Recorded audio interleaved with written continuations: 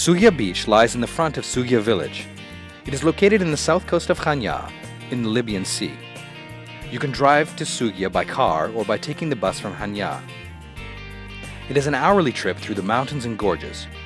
Alternatively, you can take the boat to Sugya from Paleochara town.